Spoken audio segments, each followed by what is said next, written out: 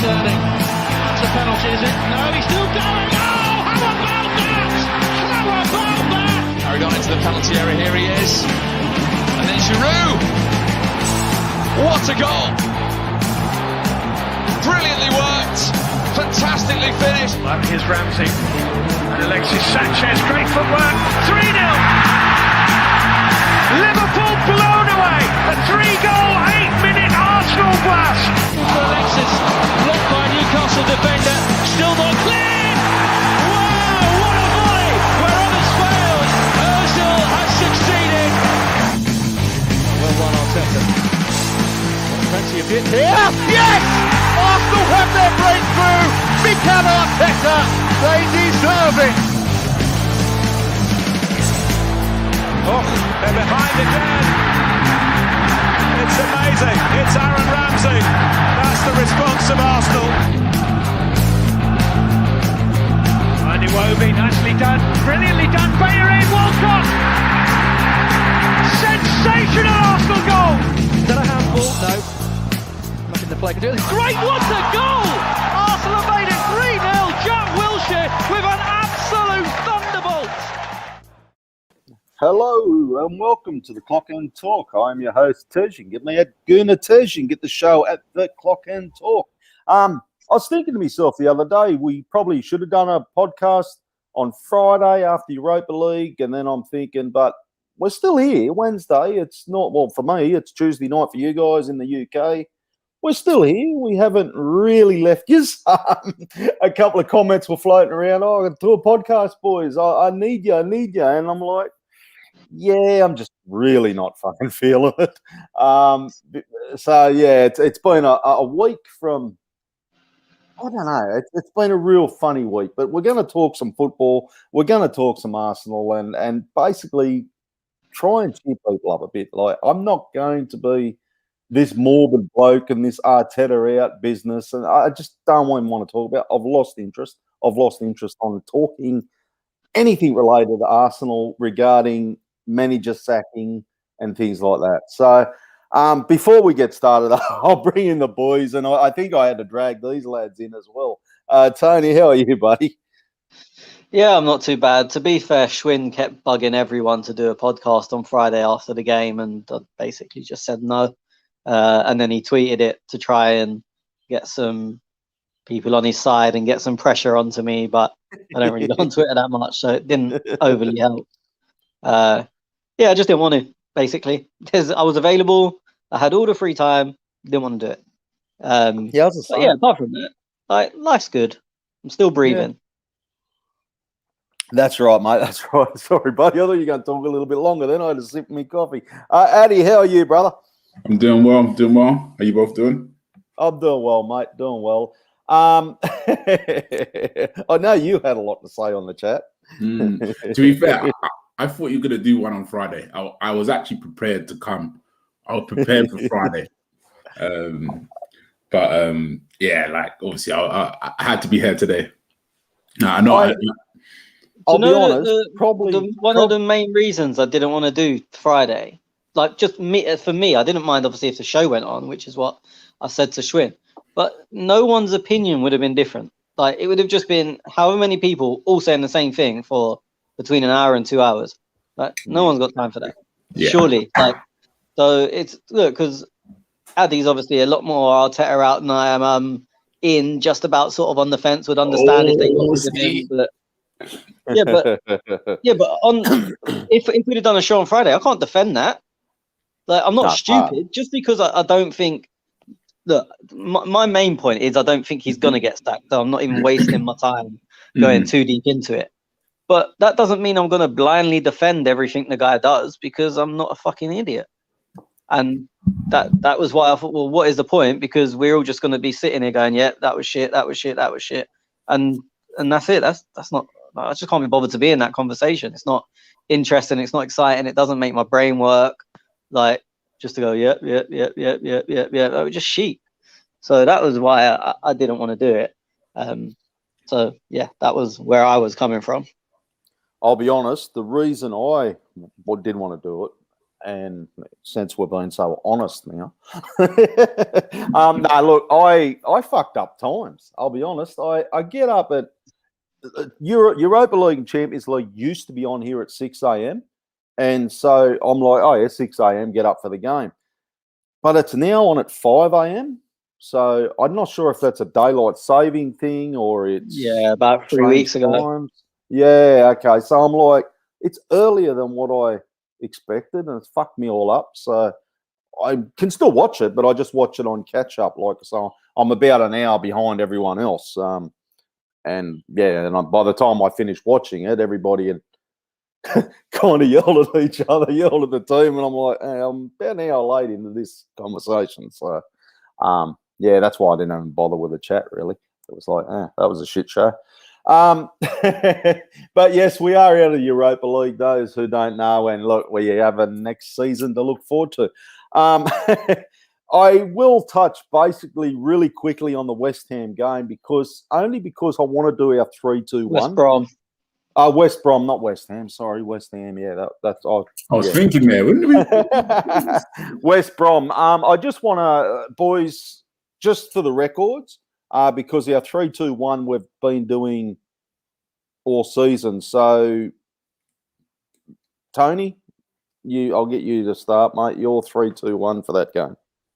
I'm just trying to rack my brains.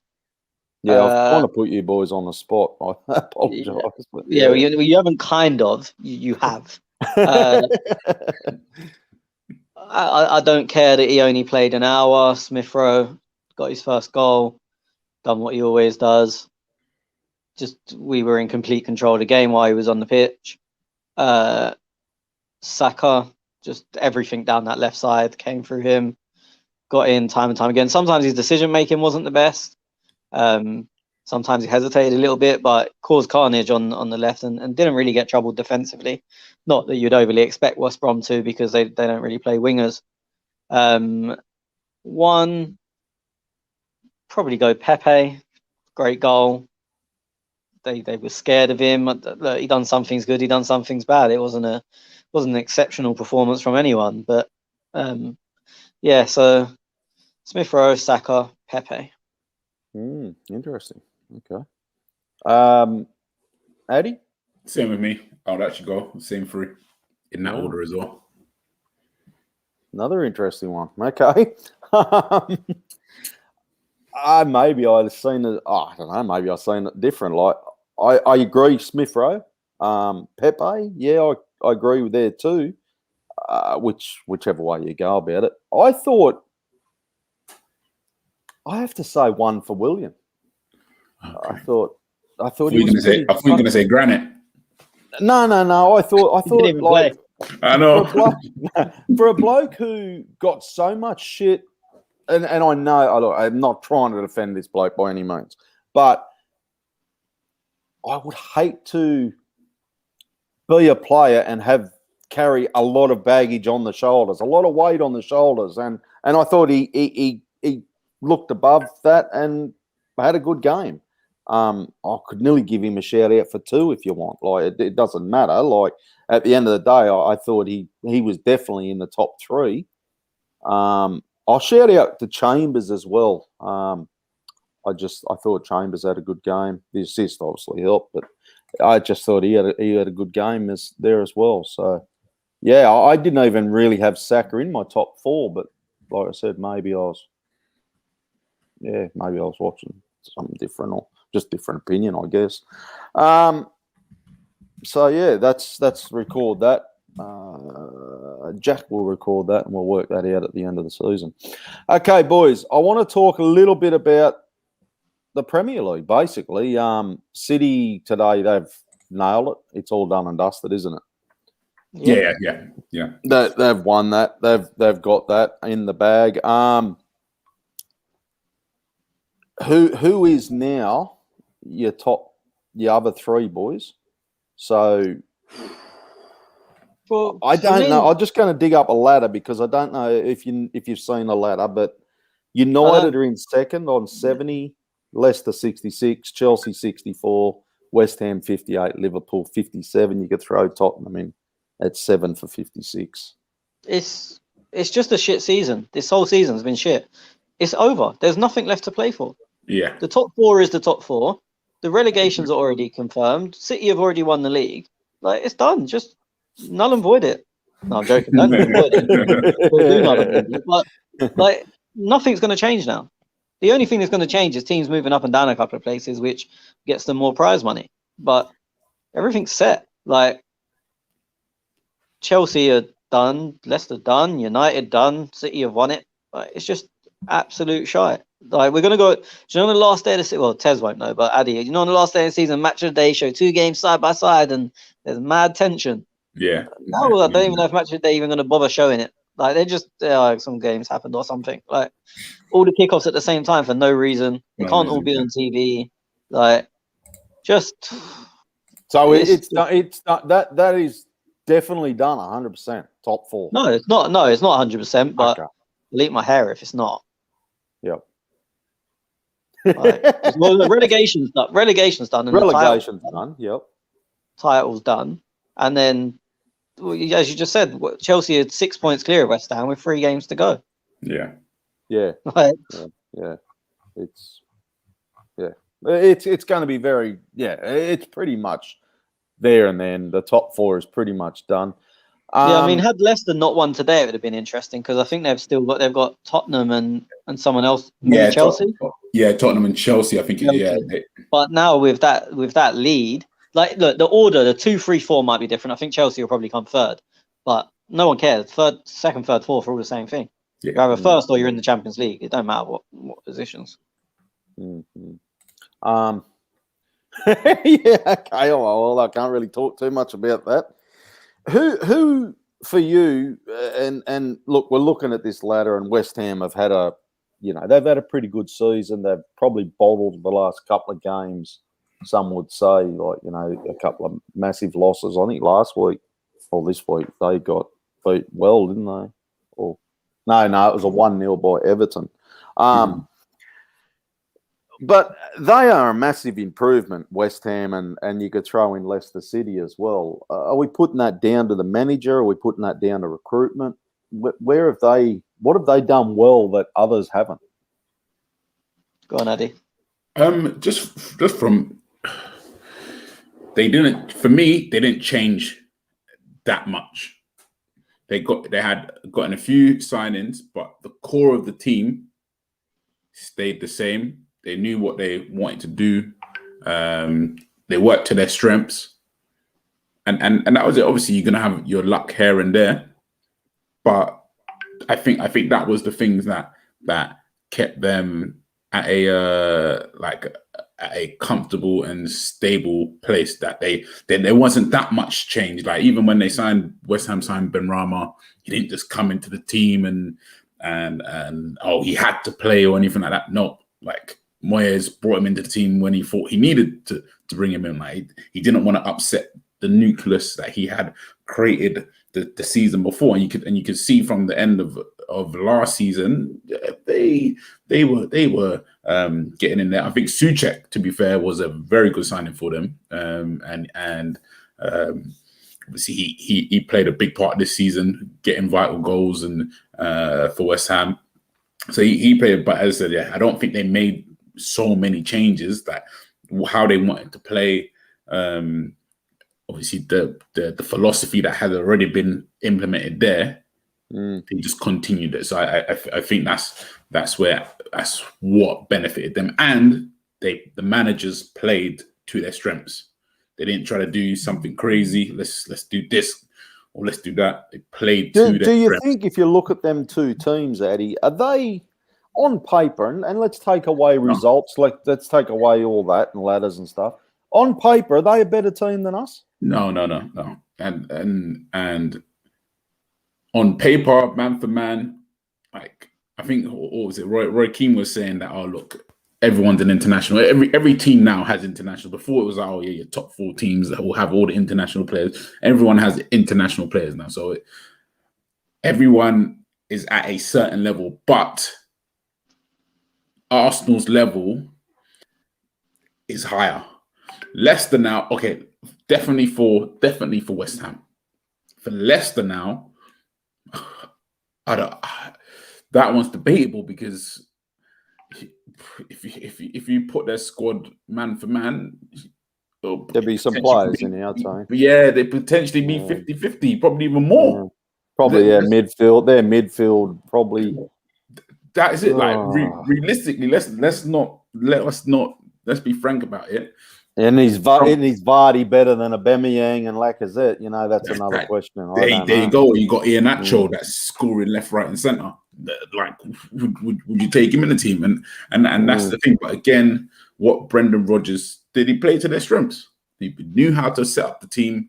He knew what his best squad was from early, and he capitalized on that. And look, cool. Obviously, they've had a slump over the past few weeks, but they started well. Like, during the middle of the season, they were steady and they were stable, and they've had their slump at the end of the season. But because they've done so well across the whole season, they can lose 2-3 games and still be in that top four. If someone said to you, you know, and they don't, someone who doesn't follow the Premier League, for example, who doesn't follow football, and they're looking for a team, and you know, let's say they're a global fan, and they're like, when you describe Leicester, do you sit there and go, well, they're a top 8 team consistently, they're a good team, and you know, where do you describe them?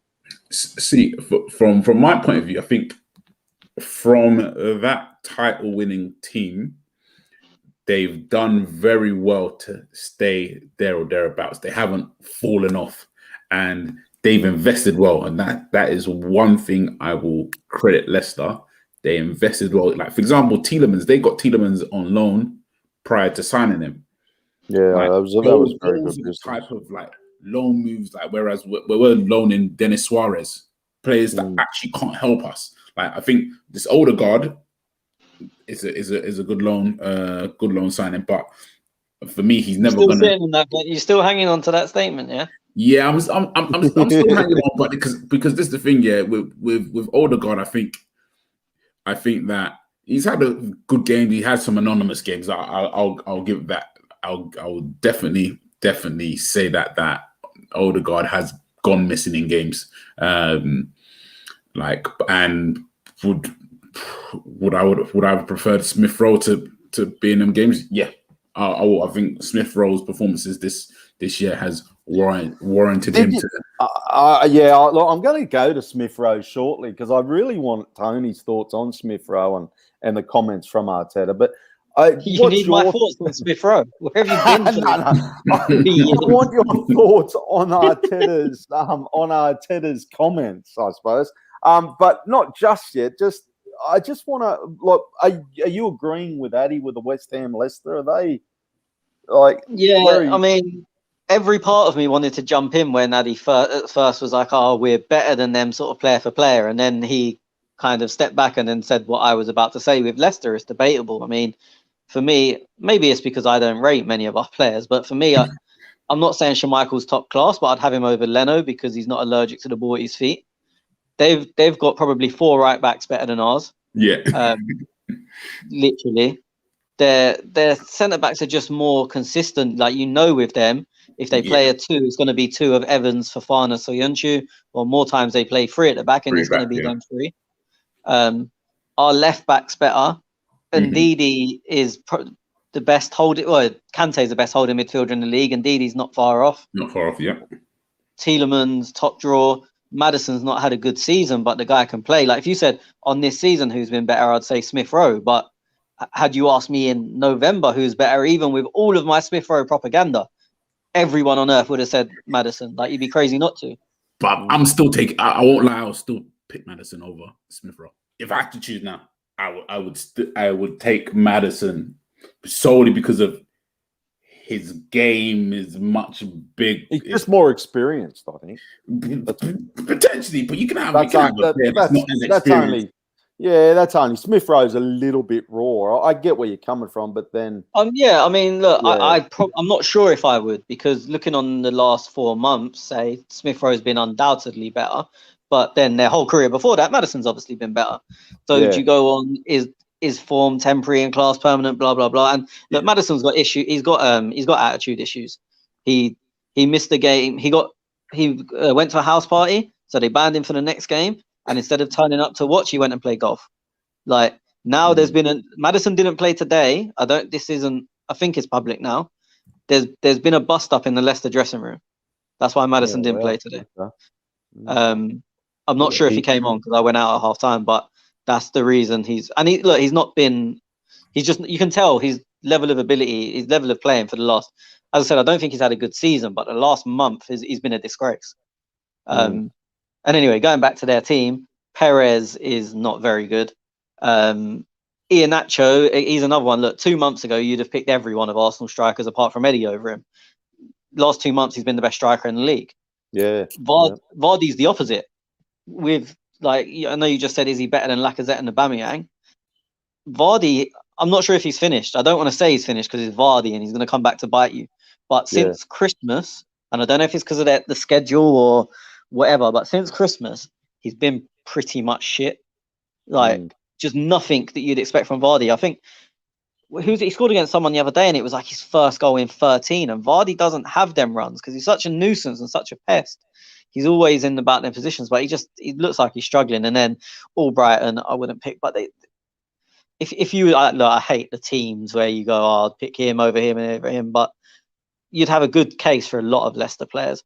On West Ham, as Addy said, they've massively benefited. They've just carried on where they were last year. They've added a little bit of sparkle. They're very compact, very quick on the break, and they're playing a lot less than everyone else because cup competitions aren't really their thing, and they're not playing in Europe.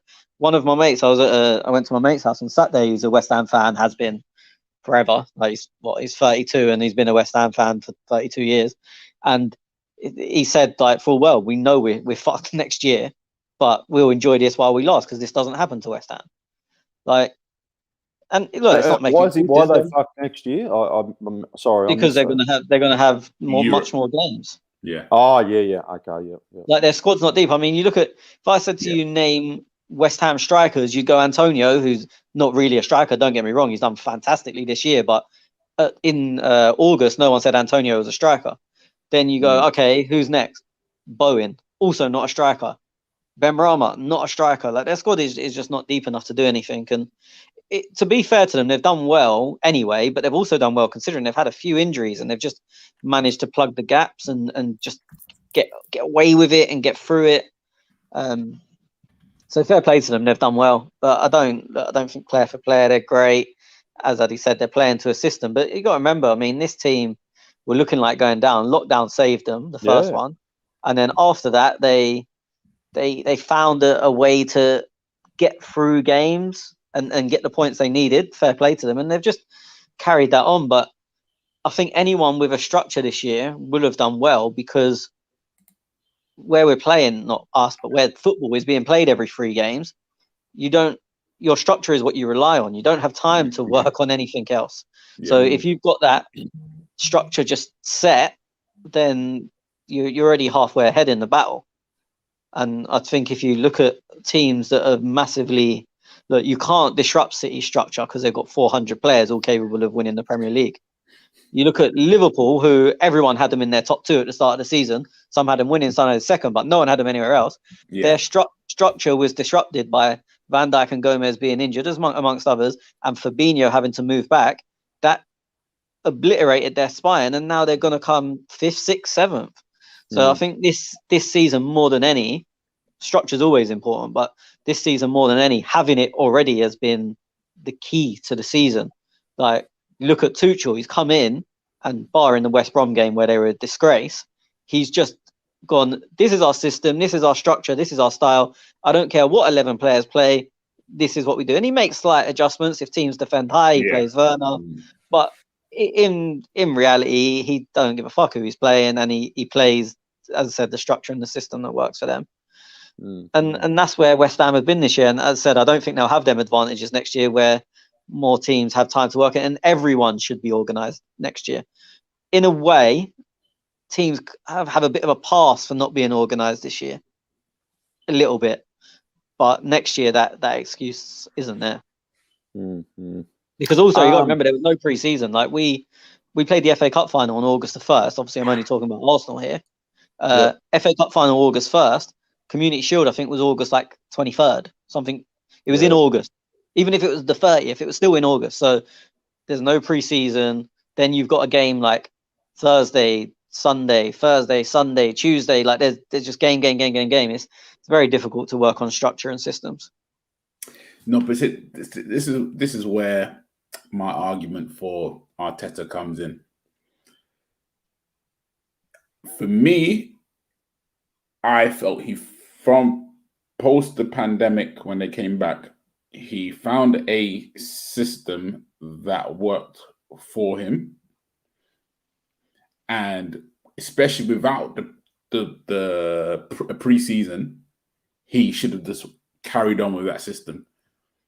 And like, as much as whether it doesn't suit his philosophy or anything like that, carry on with that system, because you know it. You've got it to work. You've won something with it.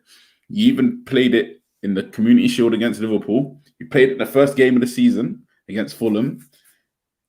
You found a system and it worked. Keep it. Don't need to change it. Don't need to do this. Don't need to do that. And then when you got your time and your preseason, then you can do your radical changes. Or if you have all the signings that you want, then you can do your radical changes. But then I felt that he just flipped it straight away.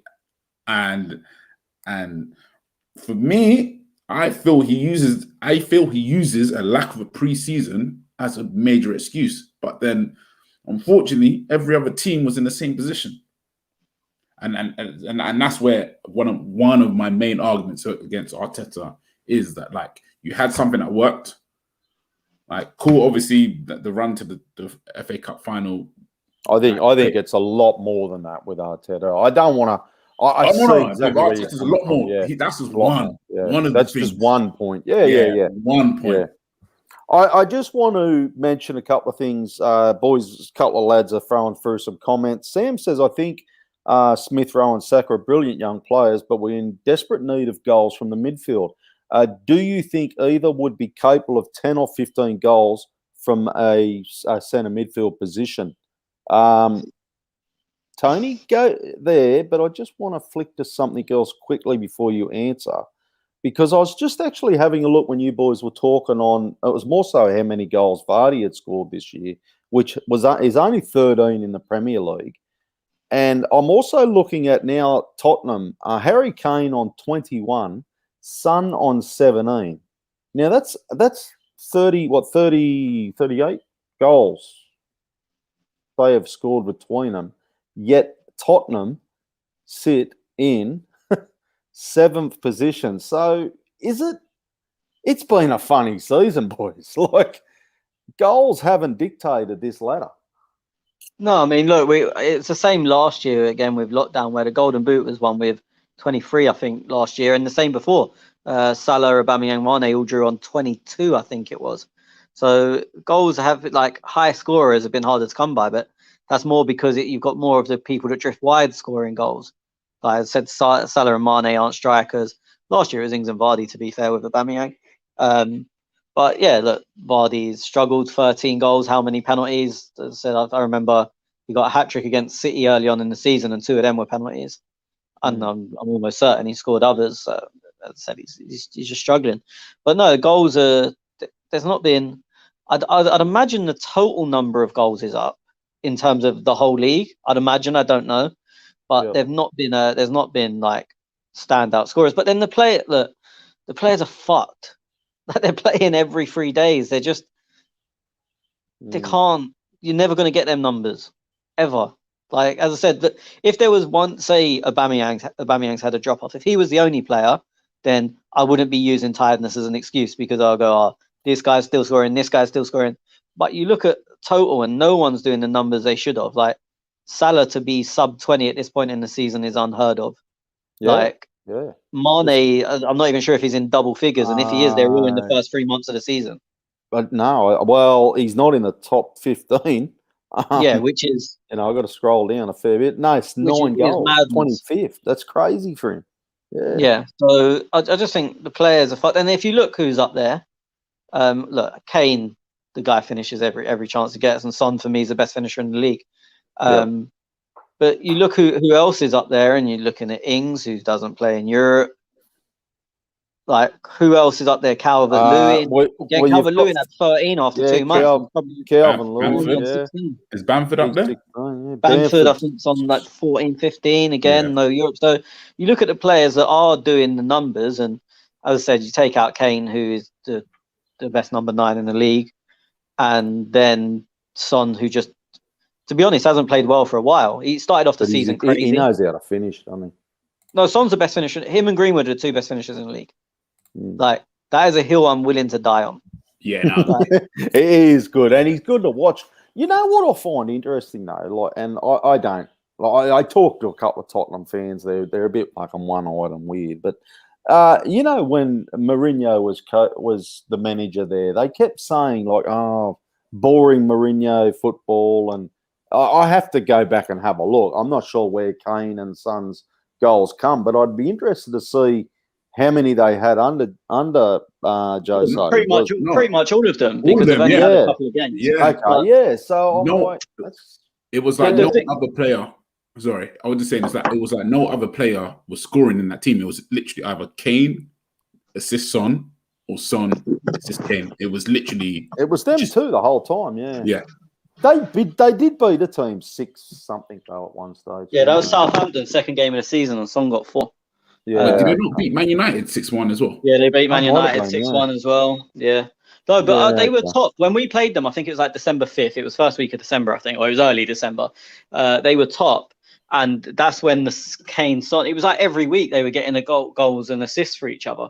Yeah. And again, I'd imagine a large portion of their goals were pre-Christmas. And then again, tiredness sets in. Mourinho, we all predicted what was going to happen. I know when we get to our end of season predictions in a few weeks, I think we all picked Tottenham for either the Carabao Cup or the Europa League, because Jose would play his full team trying to win something. I remember at least 3 of us picking. I can't remember if I picked League Cup or Europa League, and then I remember Addy saying, but then I remember Addy saying same theory, different trophy. So if I picked League Cup, he picked Europa League, or vice versa.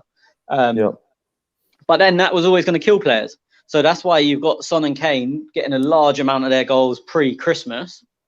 And then since then, they've just been fucked. And like, I know a lot of Tottenham fans that don't rate Son because, as I said, his finishing is crazy, but his level of performance since probably Christmas, give or take, has been utter shit.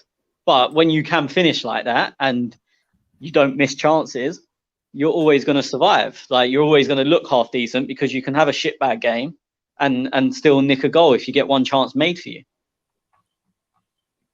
Going back to Sam's question, I'm just going through. Bruno is probably the only non-striker in the top 10 on 17. I'm just Bamford. How many penalties? That's what I was going to say. I wonder how many penalties. Nine penalties. Yeah, I mean, that's a great 9 penalties, and also no non-penalty goals against the top big six club. So Sam, his question was Smith Rowe and Saka, brilliant young players, but we need desperate need of goals from our midfield. Do you think either of them are capable of 10 or 15 goals from that position, Tony? A lot of people think I don't want to see Saka anywhere near a number 10 role. Like, I know people seem to like the idea of it, but for me, get him out wide, get him running at people. Huh? He's not cute enough for me. No, exactly. He's not going to pick the pass. He's not going to. You want him going at people. And look, the thing, not to go too on about it, the thing that killed us against Villarreal, one of the things that killed us against Villarreal, was Hector was taking his space by going. I was going to ask Sam. Sorry, Sam just said to clarify he meant in all comps, and I was going to ask that. Like Hector in his space, you want to get Saka one-on-one with a defender where he can go both ways. Obviously, he's better going onto his left foot, but you go on your right once or twice, and now the defender's not sure. That's the whole joy of inverted wingers. So for me, Saka stays out wide, but should be getting 10, 15 goals from out wide in all comps. No reason why not. Not that we're going to have all comps next year, so it's just in the league. And then maybe 10 is a decent number, good number, if he plays the majority of games. Smith Rowe. Would he get 10? No, he's got the ability to. He's quick. He makes good runs into the box. he's a bit unselfish, which is weird because anyone that watched him at youth level, which is where I first sort of noticed him, I don't know if it was just because he knew he was better than everyone else. He was the greediest guy on the pitch. Like, so maybe he needs a bit of that, bit more confidence, a bit more arrogance that I belong in this team, and if I think the shot's the right option, I'm going to take the shot on. Like, I mean, you can see with some of the shots he hits, his technique's good. He's got the ability. Like Tottenham, he hit the bar. Forget it was against Tottenham and whatnot, but you can see the shot. It wasn't like a pot shot that was lucky. The technique's there. He can zip a ball. 10, 15 or 10 goals. As I said, all comps isn't a thing next season. Possible. I wouldn't guarantee it. But then you look at. Well, where did you think? Like that? And I'll discuss it now really quickly. Well, just before you change, quickly, I'm just gonna say, like, what 10 gets that? Like I said, take out Bruno Fernandes because he scored 9 penalties, so now he's only on 9 goals. Like you look at Maddison, hasn't got 10, 15 this year. I was going to say how many. Grealish almost certainly hasn't. Like Grealish is an amazing player, one of probably my favourite player outside of Arsenal players, but doesn't get them numbers. Tottenham don't really play a 10. I'm trying to think. Liverpool don't play a 10. Rodriguez. City, De Bruyne probably hasn't got 15 goals this year, and he takes penalties. Like so. Yeah. I agree we need more goals from midfield, but I think it needs to be a spread out effort. As I said, the problem is I think Saka's got 5 or 6, Smith Rowe's got 1, Odegaard's got 1 in the league. What's Rodriguez playing? Is he playing in the mids? Huh? Who? What? James Rodriguez. Where's he? James plays. The only thing with Carlo plays him on the right. To make him not have to defend. To make him not have to defend. He's not as a he's a not 10, really as a 10. But he doesn't play in the 10 role for them. I thought he had a few goals, but I'm just trying to look for his name. It's a long way. Still probably not 10. Probably not 10. I think it's unfair to look at, especially young players, but it's unfair to look at any 10 really in the number 10 and say, oh, we need 10, 15 goals from you, when that's just not what's happening in football. And again, look, it's a freak season. We've just spoke about how individual players aren't scoring a lot of goals. But I think, as I said, our goals just need to be spread out more. Look, Smith Rowe needs to have more than 1, of course. Saka needs to have more than 5 or 6. Pepe needs to have more than 7 or 8. Aubameyang obviously needs to have more than whatever he's got. Willian needs more than 1. Xhaka should be getting more than 1. Partey should be getting more than 0. Ceballos, I'm not saying Danny Ceballos, but whoever's playing in that position should be getting more than 0. Even our centre backs, Holding's not scored. Gabriel's got 2 in the league. Luiz, has he scored this year? Yeah, Leicester, I think, is the only one. Hector got 1, I think, against Leeds. And look, I'm not saying I expect the right back to go and get 15 goals, but pretty much every player in our team is below par in terms of goals. Hector, you can maybe give a pass. He's shit, but he's got 1 goal. He doesn't play every game. Same as KT. He's got 1 league goal, I think.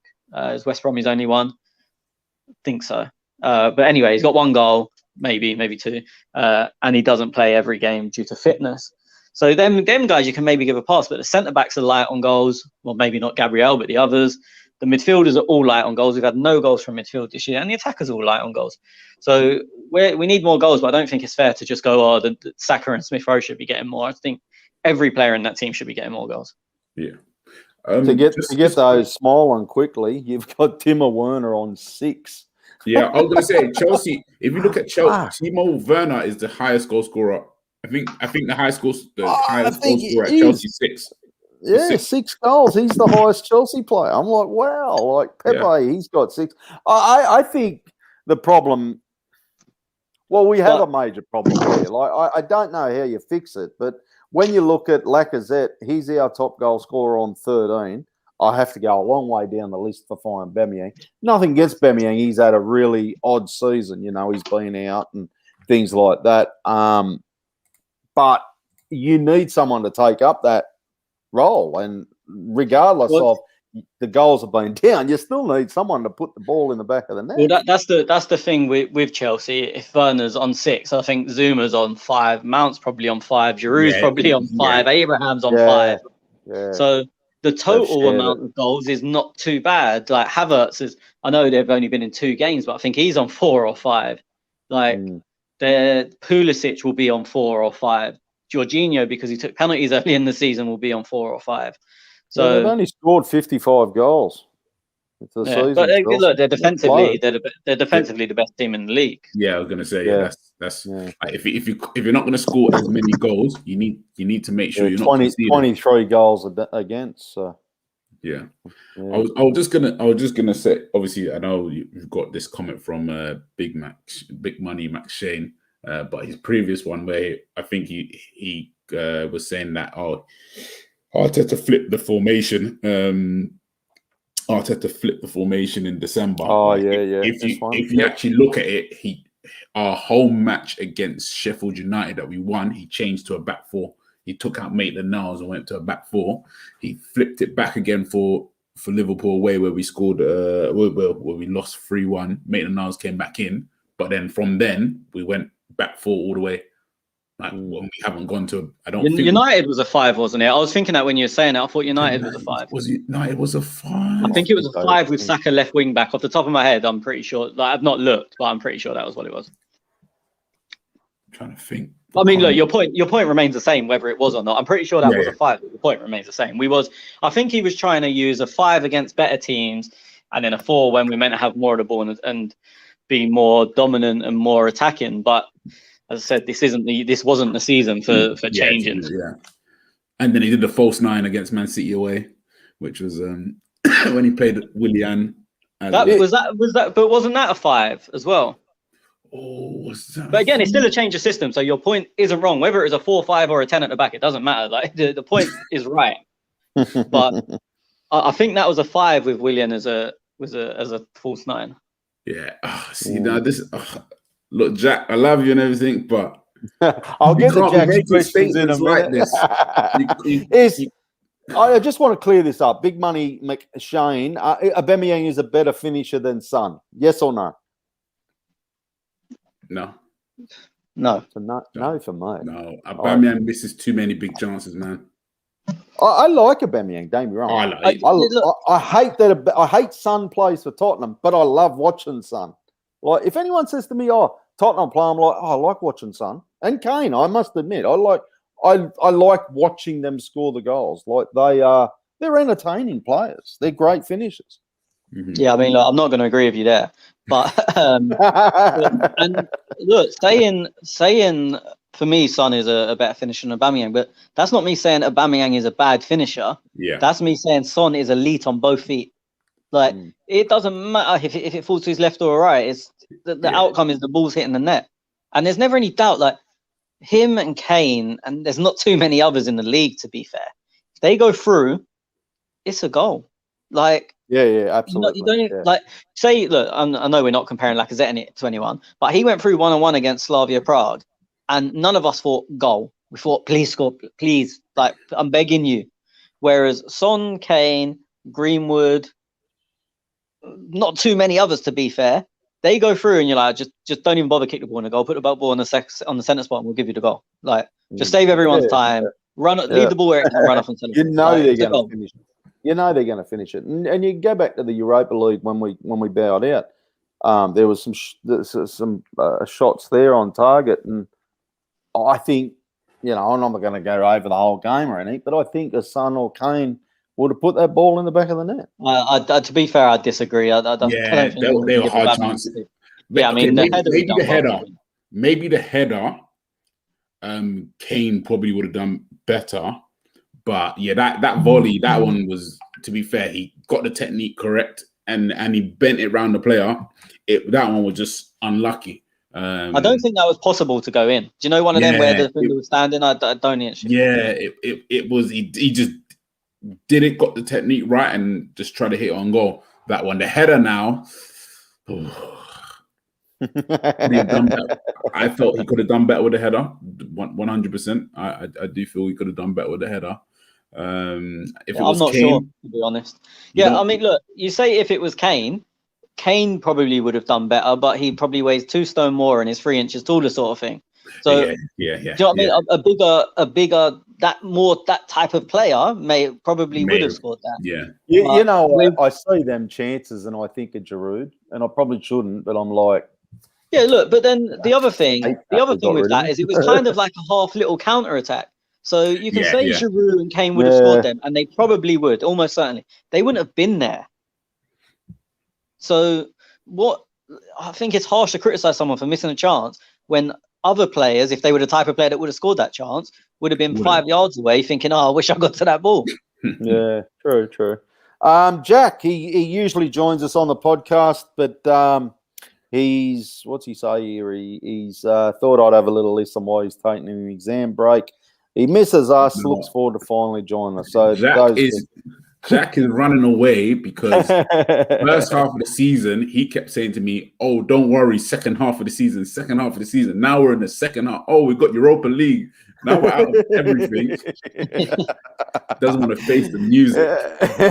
I'm waiting for you, Jack. Let's be real, though. He says Smith Rowe was fit the first half. We'd be in the top 4, Addy. Oh my God! If my grandma had 2 wheels, she'd be a bicycle. Gino De Campo. Gino De Campo. Yeah, that's it, man. Honestly, it's the fact that ifs and buts. If he played Ozil, could we have been in the top 4? If we signed Ura, would we be in the top 4? There's so many ifs. This the thing. We didn't have Emil Smith Rowe. We had other players. We tried to sign players. We didn't sign. If VAR worked properly, would we be in the top 4? So many ifs and buts. If we had proper referees in this league, would we be in the top 4?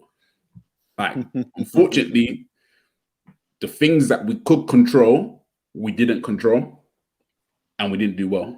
And we are where we are at the current moment in time. Jack's doing his last exam, so I will wish him all the best for that, brother. And we hope to see you next week, buddy. So he will be here next week, so he says. He has said that before. That one hasn't turned up. So he's also talking about he's waiting for me, I guess. He's for me to roast my other club for hiring Jose. And I think Tony got a bit of a shock here because it was an appointment, and I don't want to rant. You know, this far from a Roma podcast. But this episode is just talking football, so I suppose this is the time to bring it up. I'm actually pleased we did. Roma has, don't get me wrong, look, Roma they aren't a big club, right? I never chose Roma because they were a Juventus, an Inter, a AC Milan, and I always like the little guys, you know, the David Goliath battle. Roma are the David. And that sums it up. For us to get Mourinho is, for me, I think it's a massive coup for the club. It has put Roma back on the map. We have new owners at the club who come in at the start of this season and didn't have much preparation. I think it was basically deadline day, and that we didn't even have a director of football, and they were trying to work out how to even do a transfer. There was, the old fax machine and things, but in this case, they didn't even know how to tick the boxes and stuff. So deals fell through. It was a strange season for Roma this year, and I think Mourinho is that bloke who can take us a little bit forward in the next year or two. I think we've got to get rid of a lot of dead wood like Arsenal have. We can't defend. We're leaking water like the fucking Titanic, and leaking goals, I should say. And look at the embarrassment when you jump on the Europa League stage and get pelted by Man United by, I don't even know what the score was, but 6-2. Well, I think the total was what, 8-1 or 8-2 or something. 8-3 or something. Yeah. Yeah, no, it was 8-5 actually because we won we won the second game 3-2. But it's embarrassing. That is, you're up there. Okay, Europa League's not Champions League, but you're up there on par with the world game, and you're getting flogged by that. It is embarrassing. It hurts. It hurt us to like Arsenal. It hurt. It was a very tough day that day. Let me tell you. Arsenal went, Roma went, and I was like, "Fuck." Well, I don't even know what. I have no interest in any football. That was my take on that day. I'm not one of these blokes who don't turn up at work and yell at everybody around me, but I was depleted. That's an embarrassing loss by Roma, embarrassing by Arsenal as well. And I applaud the appointment. I applaud that Roma are looking to hopefully get this club back on track. Something I'd like to see Arsenal do, and is Daniel Eek, or Eek, whatever his name is. Is he the bloke? I don't know. But it's a step in that right direction. So he doesn't have the money, mate. it's a step in the right direction. You know what I mean? Like if I look at this Arsenal team next year and nothing changes, I think to myself, well, it's going to be a hell of a long season. Am I going to still support Arsenal? Absolutely. To the bone. I'm going to watch every Arsenal game. I'm going to be doing podcasts. I'm going to be cheering them on from the lounge room. If I can ever get to London, the borders open, I'll be heading there. But I'm not going to I see people on Twitter and that ranting away and carrying on like a fucking fool. I think to myself, you do know you're recording this, don't you? You do know you're on social network to thousands of people in the world, or millions of people in the world. They're watching you carry on like that over a club, and I'm like, yeah, nah. You know what I mean?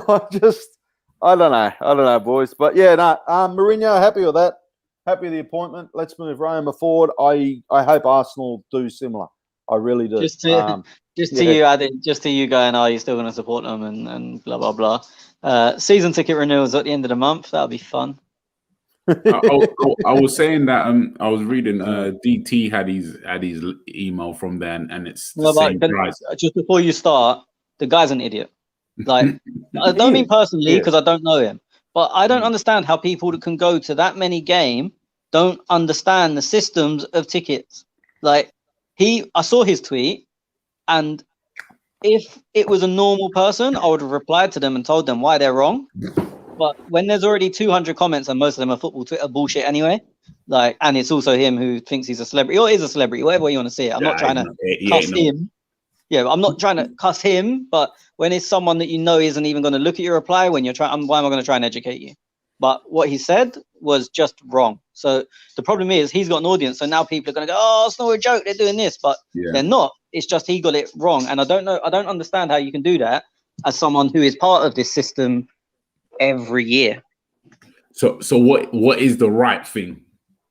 So Arsenal said that the prices are frozen. With a season ticket, you pay per game. So it's always been you get the 19 league games, and then you got 7 cup vouchers, which was always whatever came first out of the FA Cup and the Europa League. So you got their first 7 of them games, and they priced them at a price. So they might have said the Europa League group games are £15, and then the knockout stages are £20, and the FA Cup £30, just for an example. The next season ticket is going to be 19 Premier League games, same as always, and 2 cup vouchers. Obviously, they're only going to be for the FA Cup, and they're going to be priced at the same price as what the FA Cup vouchers were last season. Mm-hmm. But the season tickets are still going to be a lot cheaper because instead of paying for 7 extra games, you're only paying for 2. So people are going, oh, how are they froze the price when we've got less games? And it's like, no, that's not how season tickets work. They're not saying you paid 900 last year, you're going to pay 900 again. They're saying the price per game is going to be the same, but you're now paying for less games. But it's like if we only, like, obviously I just said we get 19 plus 7. If we only have had 6 one year, you got a refund for that 7th game. So this is how the system's always been. But people just either are stupid or want to have an agenda. Like, it's the agenda. It's the agenda, and it's. I shared a bloke scream. I got no idea who he was. Some bloke, tubby bloke on the fucking Twitter, and I'm like, I just pissed myself laughing at it. I'm like, I know, like, I don't know. I don't know, boys. These rants and that, I can sit here and rant all day and scream till I'm blue in the mouth. It ain't gonna fucking do nothing. Like, but you know what? Like, I don't mind. Like, if people want to rant, that's their prerogative. I don't. But look, fair enough. Like, you do you. But don't spread misinformation when it's something so basic. Like, I always say, I've said it to Addy a million times. There is a million reasons someone can criticize Arteta. We don't need to make them up. And it's the same with the club and the same with the Cronkies. There is loads to criticize Arsenal with. Let's not start making up that they're charging us more for less games. Like, my season ticket next season will probably be around £700. Like, that's for someone who's paid over £1,000 before. Of course, I'd rather be in Europe and rather pay $1,000, but it's not a bad price. Yeah. I don't think it is. Others will think it's really expensive, and that's up to them. But for me, I think okay, that's okay money. Like, we're only charging £30 for the lucky 10,000 to get to the last game of the season. Tottenham are charging £60, but no one wants to talk about that because they want to speak about Arsenal negatively, and just no one will care that's listening to this. Fair play to Burnley because they're giving their tickets away for free. That's even good. But yeah, that's the reason why I wanted you to say it, because some people, for example, myself, I saw it and I was like, okay. Obviously, me and DT have a history in that, yeah. But then, like, you're not going to just believe everything. But then, obviously, from your side of it, I would actually wanted you to say it. So even if anybody else that's watching this actually understand what it actually is, as opposed to seeing his tweet and then like having that view of Arsenal or doing something cynical. But it's just become toxic. Like, I don't even bother fucking opening up the Twitter because, like, obviously, we follow Arsenal fans and what everything I look at the timeline's Arsenal, and it's just so toxic. Like, I don't know what happens, boys, and I understand. Like, don't get me wrong, I understand people's frustrations, and I was frustrated with, and I'll talk about it now. Tony Arteta in a press conference, he mentioned with Smith Rowe, he got the goal. I think the reporter said something along the lines of, "It's great to get his first goal in the Premier League. What are your thoughts?" And Arteta said something along the lines of, "That's the problem. It's only his first." Tony, you're a massive Smith Rowe fan. I kind of think to myself, well, that is a little bit what we were discussing earlier, is we need more goals from them positions. I'm not bringing out Smith Rowe here, but this is a major problem because if Aubameyang doesn't perform, or Lacazette doesn't perform, Pepe gets 6, Saka, I don't know how many, Saka's probably got 1 or 2, probably not many, that I can think of. Martinelli doesn't even know whether he's getting a start. I don't even know, mate. What was your take on that response from Arteta?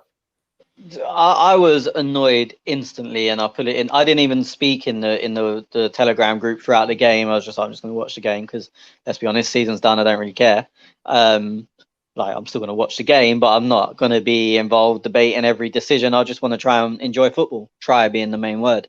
But he said that, and it annoyed me. But the only slight, not even slight, I took it as, and it annoyed me. Like, how are you digging him out now when he's got his first goal? Which a lot of other people took it as he was being positive. Like, I don't see that. So I'm going to speak my truth, and others might have seen it in another way, and that's okay. But I just thought, what are you doing? Like, and look, yes, he needs to score more goals. We've spoke about that for 20 minutes, and I'm not trying to change the truth. But when you're asked, you must be buzzing. The guy has got his first goal. Don't say, but it's only 1. Yeah. But other people took it as, oh, we have an expectation of him to get more, but you've got to remember he's only young, blah, blah, blah. And again, look, maybe I'm taking it the wrong way, but I can only speak on how I interpreted it. And for me, it was a piss poor response. But that's for me. But yeah, I mean, look, and it's nothing to do with Smith. I'd say if you said it about anyone, like, even, apart from William, I guess, but he's played 400 games, isn't it?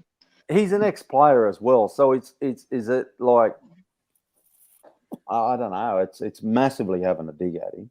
But that's how me and you are taking it, but not how a lot of others. I would say, and I know Addy agrees with us on this, but I would say we're in the minority from what I've seen online.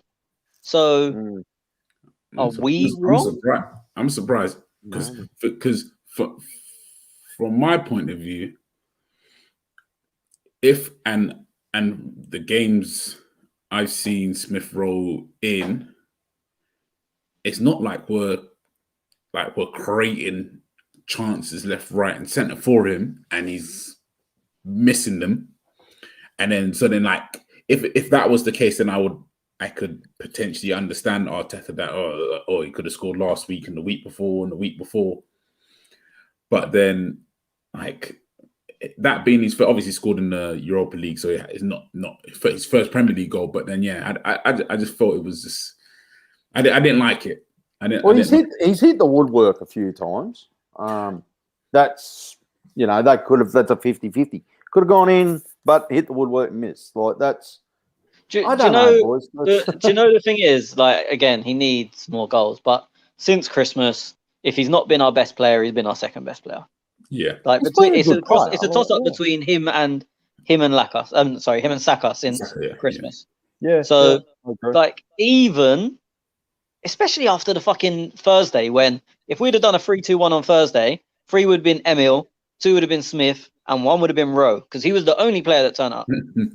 And then he's the best player again, even though he only played 60 minutes on Sunday, or in the top 2 for pretty much everyone. Then don't. Like, do you know what I mean? There can't be negativity after. Forget the lack of goals after them performance. There's no way you can look at Thursday and look. He should have scored. The best chance of the game, Smith Rowe should have scored. But fucking, if anyone is going to get away with missing a chance, it was him. He was our only player. Like, as I said, we're taking it different to everyone else. And in all fairness, BT, because they were who I saw the interview on, because they were focusing on West Brom going down, they didn't show the interview until about maybe half hour, 40 minutes after the game, and it was edited. So usually you see the whole thing because they go after the game basically straight away. So maybe in the full quotes, he kind of clarified and looked a bit better. I don't know, because as I said, we're in the minority with what we're saying. But I can only speak on what I saw, and I was very disappointed in it. But as I said, if BT cut it down to look like that, which I wouldn't put beyond them, then you kind of have to say, okay, maybe it wasn't so bad. I mean, even the words to come out of his mouth were not good. But as I said, if there's a bit of a story about it, roundabout, and he's actually... So, because some people were saying it was like a praising him thing, or don't expect too much of him. Like, they were saying it as like, oh, you people are expecting 15 goals of him, but he's only played... This is his first season. He's only been playing since January, basically.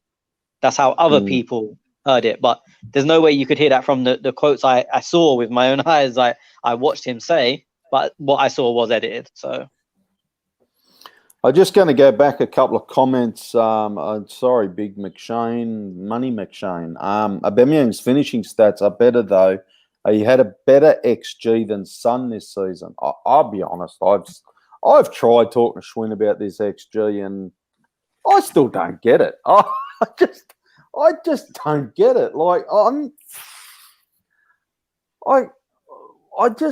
don't get it. I'm sorry. I don't fucking don't know what to say. Like, I bet on horses and greyhounds and things. You boys know, I enjoy a bet. And like, if someone started doing XG stats, I'd be going to themselves, wake up to your fucking self. Like, how do you know that that's the predicted outcome? I don't understand it. But yeah, apparently he's got a better XG than Son. So it's a nonsense stat, and it's just a nonsense stat. Every time I do more research into it, it gets worse. Like the main one, they don't factor in the position of the defenders or keeper.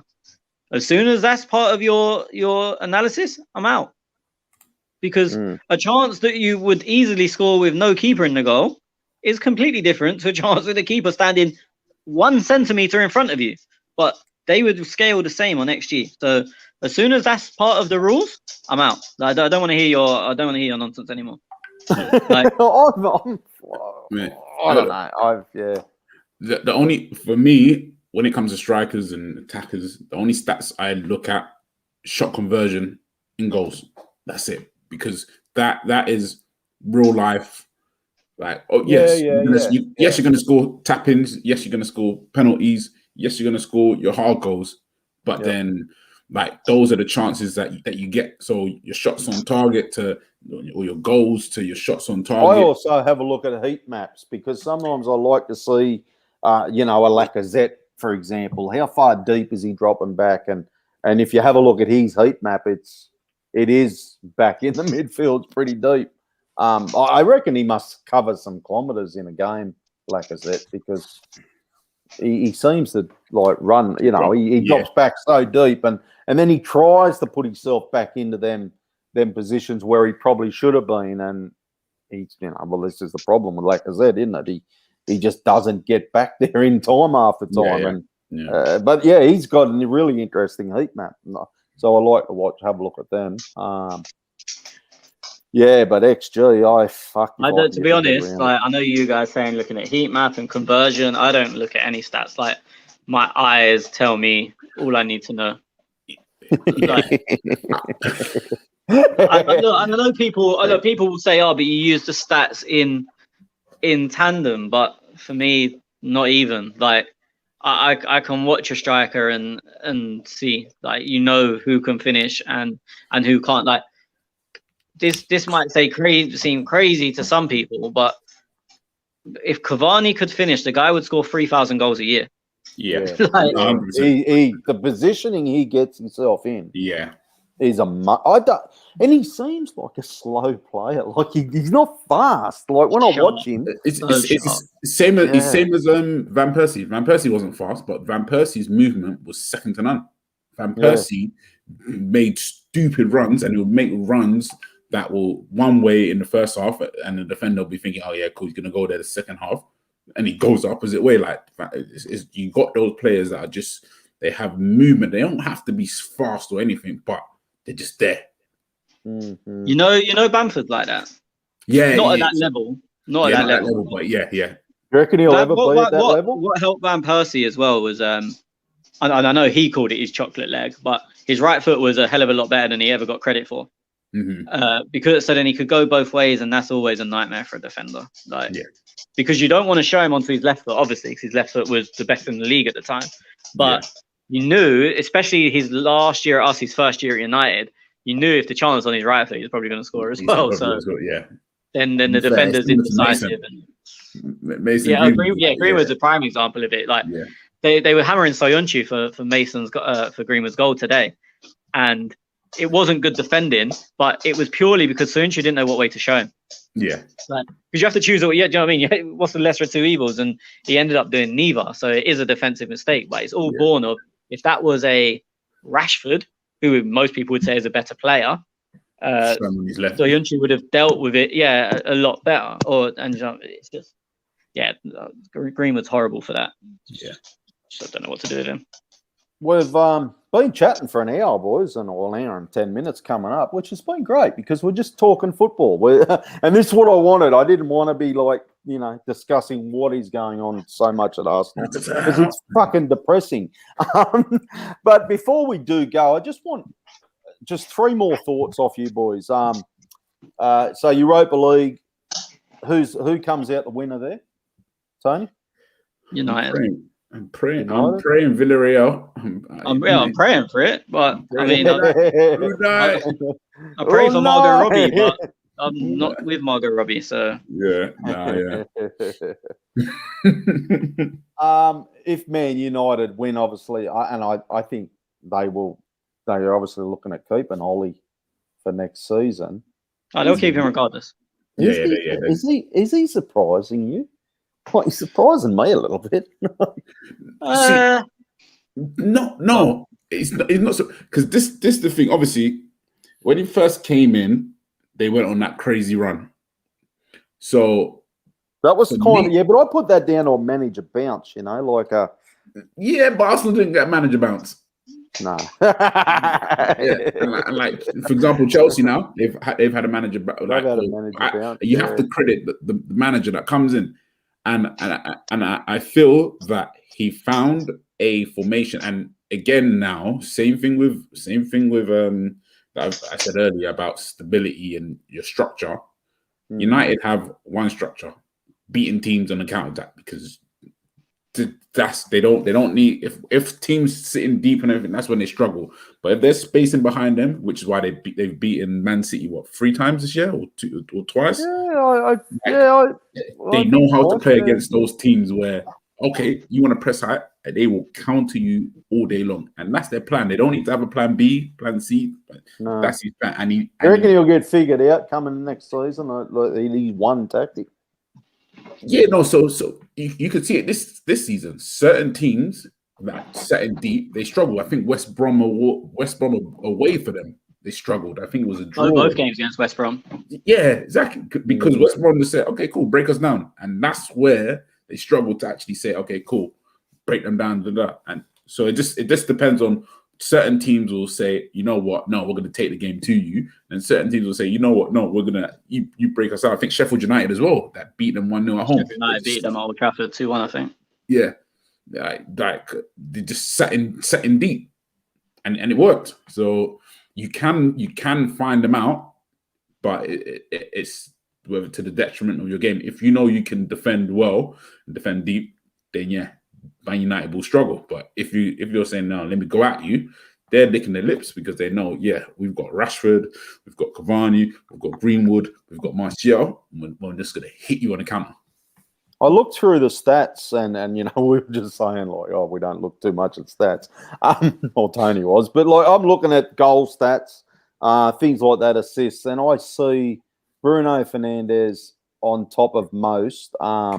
Minutes per goal, Cavani. Assist, Bruno's got 11.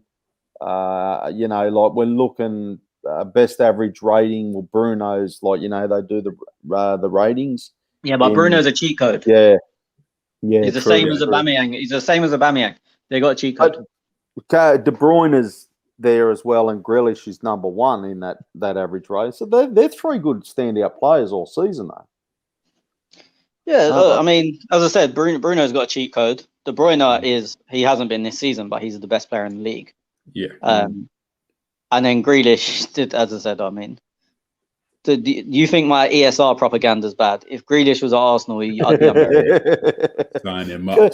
Key passes per match: Grealish, De Bruyne, Bruno. Big chances created: Bruno, De Bruyne. Yeah, but Harry big Kane, chances created is one of the most nonsense stats I've ever seen in my life. How people are swayed by this stat. Like, do you know what's mad? Do you know the people that were into maths and analytics in school? They were geek. No one spoke to that guy. Like he sat in the corner on his own, eating his sandwich. Whoa. I don't care if he was that guy. I wasn't that much of a geek. No, but but that's them people got hammered, and now everyone football Twitter wants to be a data analyst. Big chances created. A big chance if you pass the ball to someone and they shoot, that's a big chance created. That's a big chance created. But right off. Like I was arguing with someone the other day. What game was it? Newcastle. We won 2-0. I thought Odegaard had his standard shitter, and they were like, "Yeah, but he created 6 chances." I said, "Show me 1." I'm still waiting. You know what, though? You do say that, and I agree with you. Big chances created is a stat that is just bizarre because some can't sit there and go, "Oh, that's a big chance."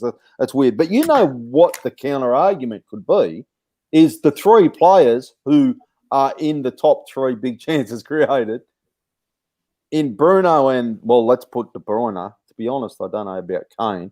De Bruyne and Fernandes are possibly the 2 big game creator players in the Premier League. Yeah, look, they're good. They're good players because they're good players, not because of that stat. And they're also in the top 2 teams in the league who take a lot of shots.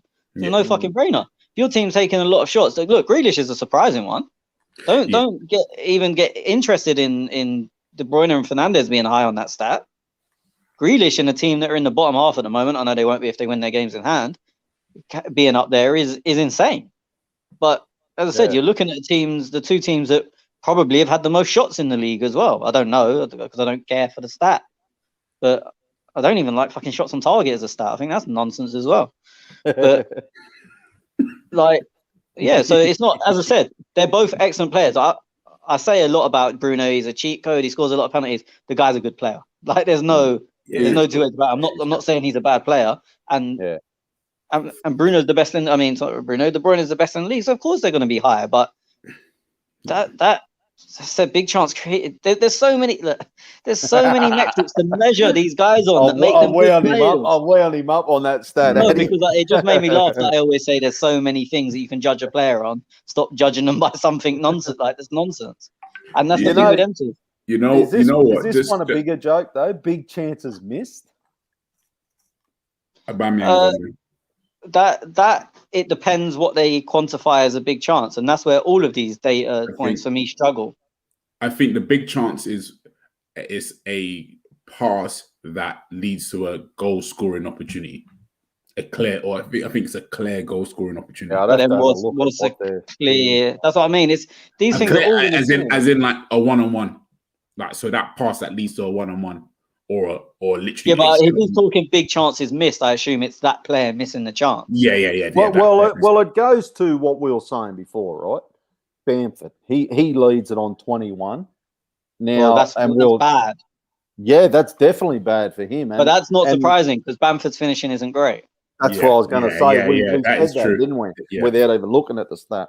Vardy on he's second, and Chris Wood on third. You know, who's third? Chris Wood. Yeah. So it is going to be a lot of headers. Like, none of these things are surprising, and I didn't need numbers to tell me that. Like Vardy, the thing again, it's what counts as a big chance. Vardy's always going to get in behind, but he might be at a slight angle and he shoots because no one else can keep up with him. Yeah. Is it a big chance missed if you're in the area but you're outside the 6-yard box? You haven't got too many options, but because you were 1-on-1, is that a big chance missed? But in reality, you don't expect him to. It's a good goal if he scores, not he should score from there. Yeah. Like as I said, is Aubameyang's volley against Villarreal a big chance miss? For me, no. No. Yeah. But I could understand if someone said, "Well, it was inside, it was 8 yards out, so they've counted it." I'd say the stat. But they wouldn't count that one. They wouldn't count that because it wasn't a clear goal scoring opportunity. That one was hard. But then it comes down to who. I agree, it was hard. I think it was almost unscorable. But who decides this? Like, as I said, when you've got people making up stats where it doesn't matter where the goalkeeper is, because the thing is, if they're using the same model as XG, where it doesn't matter where defenders are, then Aubameyang's chance is easy. XGs are stupid. Honestly, I still can't even get my. Obviously, I understand the concept, but it just for me, it's stupid. It's stupid. They even have expected goals for the season. Harry Kane should score 18. Vardy should score 18. Salah should score 17. Like, it's stupid. That's just like some bloke going, "Oh well, that's like me. This horse should win by a neck." Like, exactly. You're literally throwing a dart at the fucking dartboard. Champions League boys, who's going to be the winner there? Oh, I won't lie to you. I think Tuchel has got Pep's number. I think so. I just can't. Like every time they've played each other, I just don't know what it is. But unless Pep is gonna do something radical or change the shape to match Chelsea, because obviously they're playing a three at the back. But then I don't know, man. He's just got everything. They're just a different team, aren't they? And that's what is worrying more so. For I as a man, if I was a Manchester City fan, I'd be like, "No, we're all Man City." I'm a Man City fan. that Chelsea team are dangerous under the new manager. Did you see the Pep Guardiola reaction when Reece James ran past Mendy? No, I didn't. Oh my gosh! You need to watch it. I'll have to have a look. Yeah. You know who? Who was Chelsea? Who was the last game against Man City? Man City. No. Real Madrid. Real Madrid. Real Madrid. Yeah, Real Madrid. Who was it? Fucking had a blinder. It's the best game he had all year from Havertz. Havertz. Yeah. It was the best game I've seen him play in a Chelsea shirt. I haven't watched a lot of Chelsea, but I've kept a little eye on him and a couple other players. But so if they bring that game to Real Madrid, could have been that bad too. Actually, I think at the time I was saying in the chat they are fucking that bad. And Yeah, so I don't know. I think Chelsea probably got it, but City, they're a fucking hard team, aren't they? Like, Yeah. You know And what? the funny, Oh, go on. I was just gonna say that. You know the funny thing at the start of the season, City didn't have a good start to the season. they were shocking. Yeah. It was one of the worst starts to the season. I think on one of our patron shows, I actually said to Tony, is are they looking at sacking Pep? Like, yeah, it was to a point where if they didn't win the next 2 or 3 games, I'm like, pressure is really on here. And I don't know how they've turned this. They've turned this around massively. They were slow and Ruben Diaz. But I disagree with true. everything you two have said for the last 5 minutes. I think, of course, but, what you think City's will beat them? Yeah, and I'm gonna just go one thing first. You saying if Pep changes to match him, Pep needs to not try and be too clever. That costs him the Champions League every year. And if he changes to try and match Chelsea, then Chelsea are favourites. But City have lost to them the last 2 times. Yes, they've rotated massively both times. Like you looked at the other day, Foden, De Bruyne, Gundogan, Bernardo weren't on the pitch. Mendy played. Cancelo didn't play. One of the centre back, was it Diaz and Laporte? Or either way, I know one centre back was missing. Yeah. Rodri didn't play. So and that's both times in the cup as well, similar. So there's that, and yeah, just there's that, and Pep has to not change, I think. And also on the game the other day, City, they should have. How Sterling didn't have a penalty at the end, I don't know. Like we can speak about VAR decisions till our heads explode, but that's just a penalty. It's just a penalty. Like whether you like Sterling, don't like Sterling, it's a penalty. And then you got Aguero, who ain't going to be anywhere near the pitch in the Champions League final, trying to be Billy Big Balls. So it should have been 2-0 at half time. Game done. They should have. And remember, the Sterling incident was 89th minute 1-1.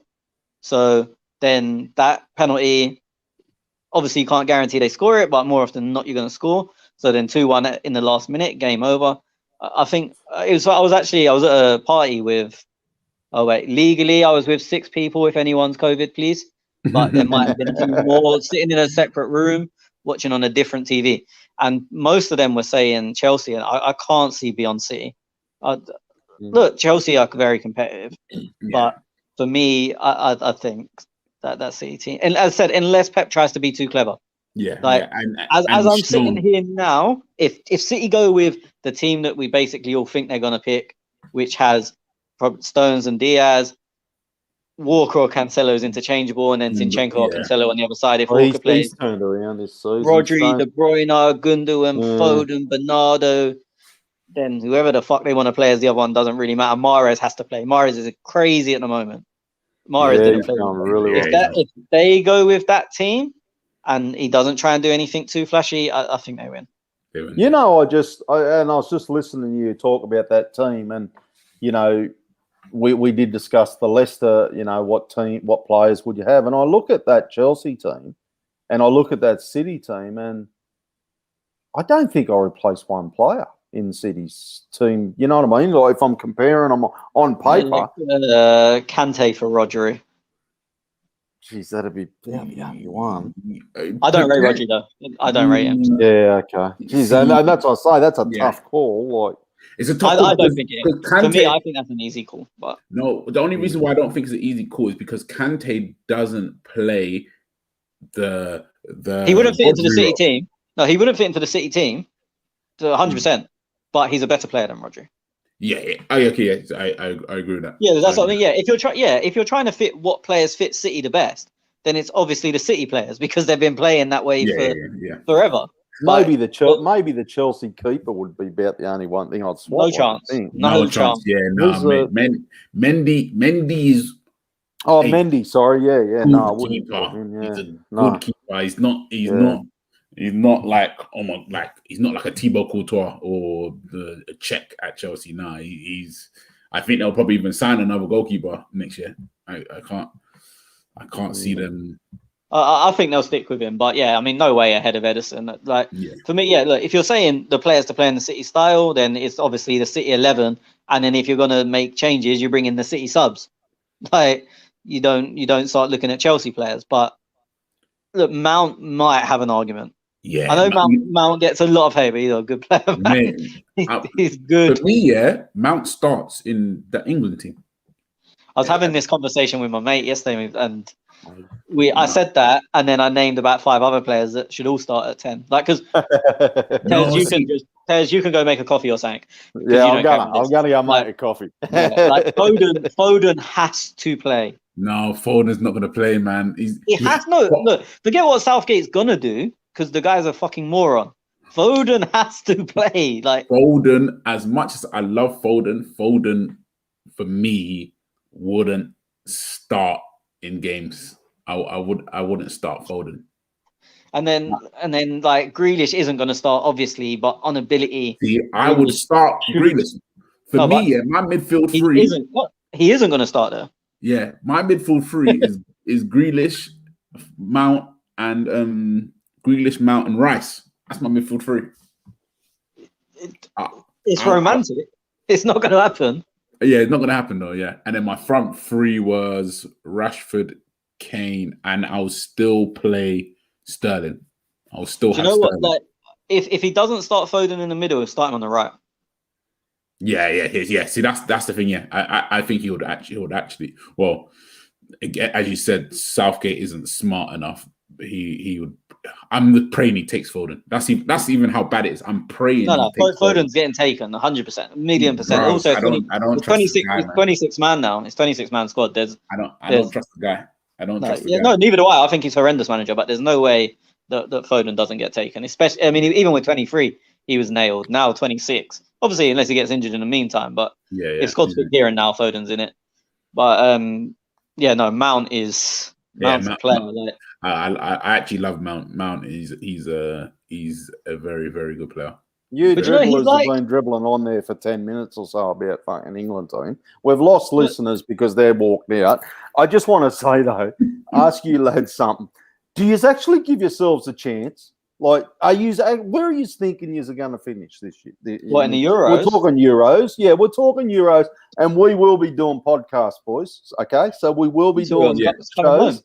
I'm good. I'm good with that. Like we did in the World Cup and other things, but so we'll obviously do massive predictions and things around the Euros later. But just I want to see where you're feeling on your big England team.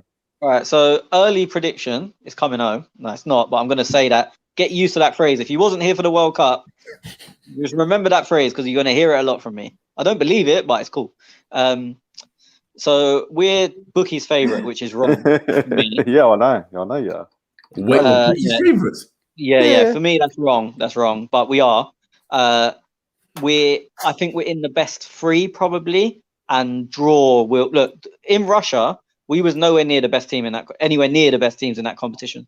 Our draw was a joke. You'll never get a draw that easy ever again in a World Cup. Yeah, we beat no one. We lost to the one good team we played, and I don't mean Croatia. I mean Belgium.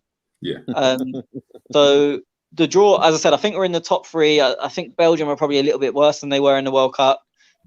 Just like Hazard's not hitting the heights. De Bruyne has not been he's still unreal, but he's not been as good. Alderweireld's older, Vertonghen's older, blah blah blah. So Belgium are probably better than us, but they're a little bit worse. France are better than us, and then anyone else, it should be competitive. So for me, look, we're not going to win it. But the draw, I don't know the draw, and no one really knows the draw because you can come third and get through, and the draw is what will decide how far England get. But so you're quietly confident? No, we're not going to win it. I'm not confident of winning it. How did they make Group F? I don't understand. I don't know the numbers, the letters. Sorry, that's a group of death. France, Germany, Hungary, Portugal. Yeah. I don't know. But three go through or can go through. Oh, free. Okay, yes. Okay. Not in every group. It's that no one really knows the system. I think it's whoever pays Sepp Blatter the most money. They go through. He's not even there no more. No, he's not even UEFA, he's FIFA, but I couldn't remember the guy the UEFA's name. But yeah, sometimes the third team, like Portugal, come third and won it. Like yeah. So I think it's like 2 of the best third teams come through, but then it's hard. Yeah. It doesn't take into account your draw where it said that group of death, the third might not come through because someone in a shit group would have got more points in More third. points, Like, yeah. So I don't know how they worked out the groups, but the draw is key for most teams. There's no standout favourite. It shouldn't be England, but there's no. If you was to pick one, I'd probably say France. But then if they were playing Belgium or if they were playing a good Germany, if Germany turn up, a good Holland, they could lose on a single given day. So the draw is going to be key for everyone, but I would make France favourites. Yeah, They're world champions. I would actually make France. I would still have France and Germany ahead of us. Roberta, hold on to your hat, brother. Italy, yep, they're thereabouts, but we will do Euros definitely later. But I just wanted these clowns' thoughts on their fucking team. That's all, because I get sick of the coming home. Sorry, Roberta. Sorry. Italy, no. One last prediction, boys. So I'm actually changing mine to City now. After thinking about that and hearing Tony's argument, I'm like, yeah, City. I think City. I hope Villarreal and FA Cup, boys. Is it Chelsea and Leicester? Yeah, Chelsea will win that. Yeah, Chelsea. Chelsea should win that, eh? Me, I'm going Leicester.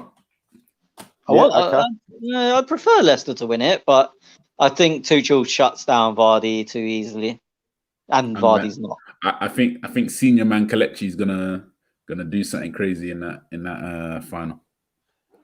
Leicester would be a good feel good story for me. Like, it'd be like, oh yeah, well done, lads. You know, like with Chelsea, I'm like, yeah, I've got to listen to my young bloke carry on like a fuck. And if they win the FA Cup and the Champions League, that's worse for me, because then I've got to listen to him.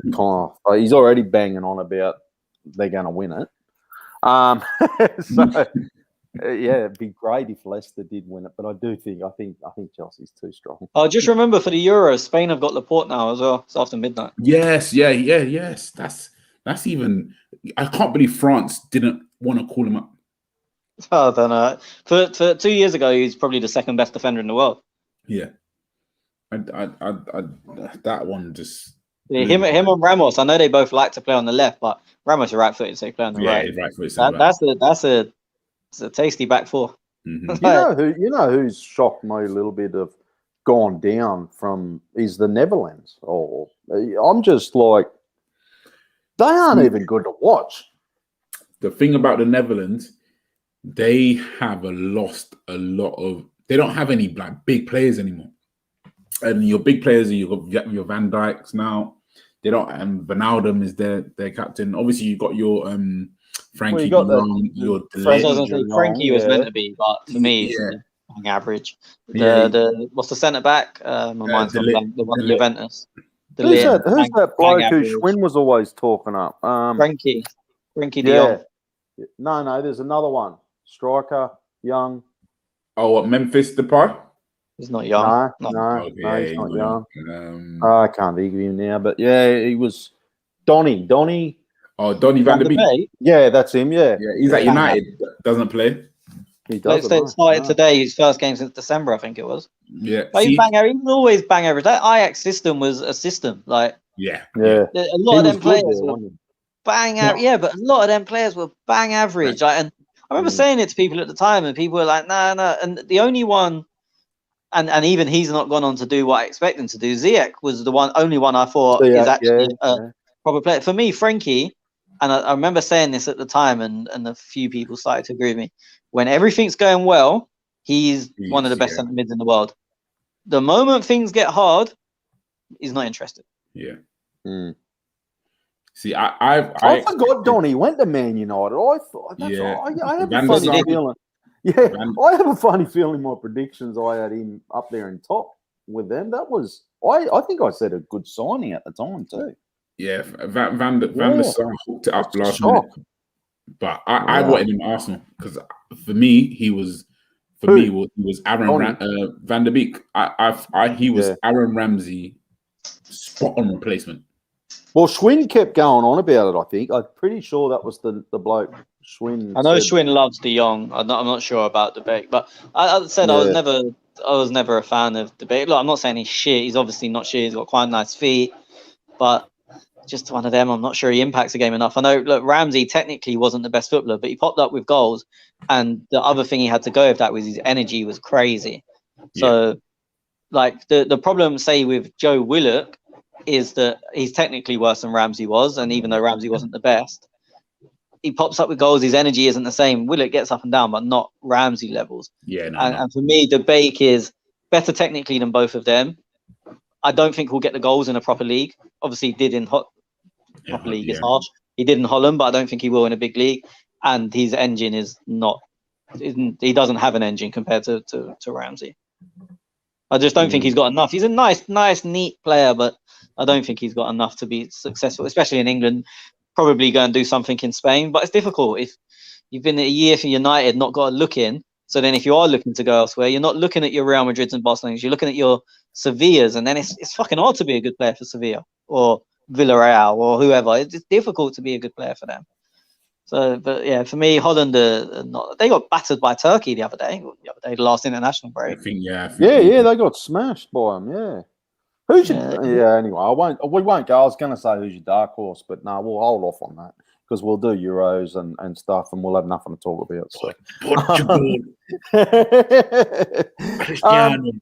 Boys, I think that's about it. I think like we've been dribbling for about an hour and a half now, and hey, I didn't even think we'd last this long. So it's been a pleasure as always. Next week we will do something. We've got Chelsea tomorrow, but I don't think we've got a game this weekend. Yeah, we've got Chelsea tomorrow. See, I've even lost like interest on who we're playing. Because after Chelsea, we've got Palace away, which I think is the week after, and then Brighton at home, which is where the ticket are potentially available for. But yeah, I don't think we've got a game this weekend. Yeah, okay. Well, we'll yak something next week anyway. We might even we could probably nearly have a look at our predictions. Yeah, none of us got Player of the Year right because it is Ruben Diaz, and he wasn't even in the league when we done our things. He was still playing for Benfica. I think we should redo it then. Redo it now? Yeah. Ruben Diaz. I'd be interested on the 3-2-1. Who are you thinking, like, in your head, without even, like, taking into account a 3-2-1, has been the Arsenal Player of the Year? Saka. Yeah, I mean, we done the thing last week where we done our 3-2-1 of the season. And so I think Saka, and I think when we add it all up, it'll be Saka, because even when we were doing shit, he was like the shining light, and also he got less criticism because he was a kid. So if everyone was terrible, you still gave it to him because he's young. So I think Saka will win it with us, and I think he actually has been our Player of the Year as well. Yeah. But I mean, the other one, like Smith Rowe, obviously wasn't even in our thought, so none of us said Smith Rowe, and since he's probably been our second best player since Christmas. Did we do like a breakout player or a young player or something like that? I'm trying to think. I'm not sure. I can't remember. No, I'll have to go through and have a look. But anyway. Yeah, interesting, boys. Okay, that's it from us. Thank you, everybody, for listening. Thank you for downloading. Thank you once again for all your support as well, and you guys on Patreon. We don't forget about you guys because you are awesome. Shout out this week to, I'm going to go, it amazes me every week. You know, you look at people who are watching and listening to us, and there's countries that I can't even pronounce, and there's countries Australia that wouldn't even know how to listen to us. Like, they must be going, this fucking Aussie bloke, I can't even understand what he's fucking saying. And people in China. So you guys, I know you're listening. China. There's people in China listening. That's just me with my Beijing VPN on. So shout out to you guys in China, and thank you for listening, downloading, and supporting us all. Thanks, guys. We'll see you next week. Cheers, boys. Cheers.